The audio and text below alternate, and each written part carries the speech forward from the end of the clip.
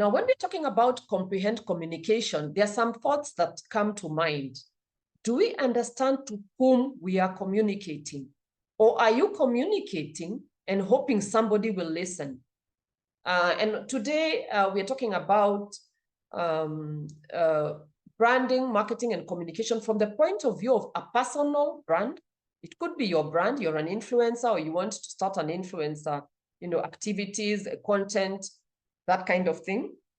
We're also talking about those three concepts from the point of view of a product. So you could be putting out a product. It could also be a service, and it could also be a corporate brand. Yeah, so when we talk about comprehend communication, there are questions that we need to ask ourselves are, do we understand to whom we are communicating? Do we comprehend how best to communicate? And do we know beyond a doubt the best way to reach our audience? Yeah, so what is communication? So to shed some clarity on communication, communication is the process of exchanging information. So even when you put yourself out there, maybe you're an influencer, or you put your brand or your product, you've got a new, drink out there, you've got a new, chocolate, or you're starting a new company, you're exchanging information through your brand. Your brand speaks volumes, even when you're not there. Then at the same time, it's a process of exchanging information, ideas, or feelings. So what does that mean? When you're communicating the functional side, which is the facts, but also the emotive side, the part that will connect to that person from a point of view of emotion, the feelings, between individuals or groups. So I could be talking to a lot of people, but I want each person to feel me. So how does that person feel me? I want that individual connection. Also, it involves creating messages. So you have to curate the messages that you're communicating with very carefully. Because remember, we talked about it in the previous slides when we were talking about the brand. How do you communicate your equity? How do you communicate your value? How do you communicate your promise? And that is why you see most traditional brands repeat the message, but sometimes in different ways. Because if you keep talking about different things, then your communication gets distorted. Sometimes you need to have a core communication message, then you pull from it and interpret them, those messages, interpreting them to stimulate understanding, building relationships, and achieving specific goals. So you obviously have a goal. Maybe you want to grow, you want to increase engagement, or you want to increase click-through, you want to increase your sales. Maybe it's good at the point of sale. Then we also talk about effective communication. So you could be communicating a lot, but are you really being effective? If we talk about effective communication, say from a point of view of a digital perspective, are people engaging? Okay, you've gotten impressions, you've gotten a lot of impressions. And at the same time, you've gotten maybe followers. Okay, so maybe there are people who like your message. Then maybe you have a landing page and you want them to click through. They are not engaging. So maybe there's still some work to be done around the effective communication. So effective communication requires clarity, active listening, meaning that it's two-way. Remember, we talked about two-way just a few slides back. Active listening and mutual engagement. It can't be one way. That's gone. That's a thing of the past. That's a thing in the dark ages.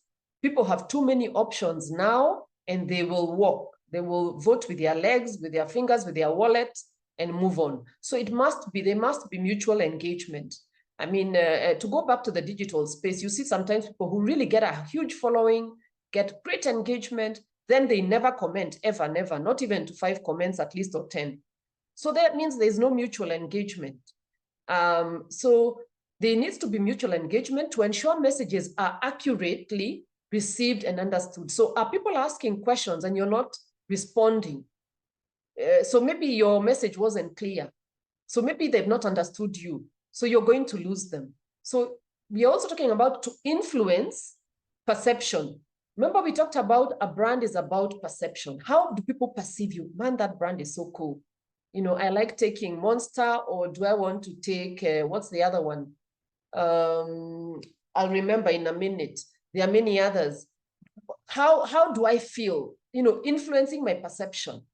Perhaps even they've never even tried it, but they already have begun to form an idea, a perception of it, or the way people perceive that if I wear, a watch that's designer, there's a certain perception, there's a certain influence in your mind. Now, the thing to know, perception in communication is always in the mind. Whenever you're communicating anything in this space of brand marketing and communication, the influence that you want to do is in the mind first, not in the wallet by people buying, because someone can buy you, then never buy you again. So what you want to do is to influence their mind such that you set up certain perceptions. It's the best. Nothing comes, nothing can compare with that brand. So already you've influenced them. What does that mean? Also mean that you're going to get a more loyal customer in the long run. And sometimes even when you have a problem with your product, they can forgive you for it because in their mind, you're the best. So the reason why you need to influence this customer in their mind is in order to achieve a specific goal. So maybe your goal is sales, eventually down the line. Your goal could be brand loyalty. Your goal could be you want more people to sign up. Maybe it's an event. You want them to sign up. Maybe you want more followers. So you have to be clear so that when you're setting up your message, you're creating your message, that message is based on the specific goal you want to achieve. Yeah. So please, if you have anything you want to share, please put it in the chat. So now let's look at when we talk about communication. Mostly communication is in the space of channels, the channels of communication. Once you've handled your messaging, communication comes towards the tail end when you're now ready to communicate. So channels become a very important piece when it comes to communication. So and also the thing to note is that communication therefore needs to be constant. Now, let's look at what sort of things are going on, when we're talking about communication and channels. We're talking about advertising. It could be traditional advertising, in the traditional channels, that is TV, radio, print. It could be outdoor, or it could be in the digital channels, social, search, wherever your advert. There are so many digital channels nowadays. Then it could also be direct marketing, where maybe you're communicating and you're doing it perhaps through email. Email is one of the most successful channels for direct marketing. Some time back, people were saying now with social media, email is dead. Oh no, email has never been more important than now. Because we know that direct marketing, when you set it up correctly, it can impact even the way you do your digital marketing. So content marketing, it's not all about selling. It's about persuading. What content are you putting out there to persuade your customer, your consumer, so that, they can get onto the bandwagon. Some of the other decisions we are looking at is, of course, search engine. Remember, we are talking about communication channels, search engine optimization, or even search engine marketing. We are also looking at decisions like sales promotion. Because remember, we said now we are at the point where we are communicating. Sales promotion is usually short term, but still very important to, to get people interested and make a lot of noise and get them to do a certain objective. Could it be sales? Could it be you want them to sample? And then we talk about public relations. PR is also a channel of communication. And depending on the kind of service that you offer, you could be offering services that are non-profit. You could be government services and many other, even in the corporate space, even in the profit space. PR is extremely important, how you handle it. Then we could also be talking about experiential communication. Experiential meaning that you want people to experience your product live. And this is especially the case, like, say, for example, you want them to experience a new TV, a new Samsung Fold, Samsung Flip. you want them to experience. That is still a channel of communication. Now you realize some of these channels they'll reach more people, others fewer. Others are always on, others are depending on what it is that you want to communicate and your message. And then we also talk about shopper, in-store. So that's an extremely critical piece of communication in terms of channel.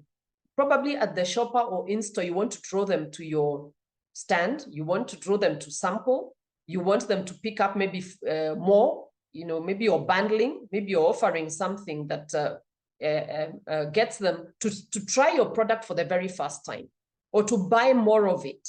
Maybe you want them to start buying 2 pieces at a time, not 1, because you've done your research and you've discovered that most people buy only 1, but you know that they come back again. Why not buy 4 at a go? So that's communication.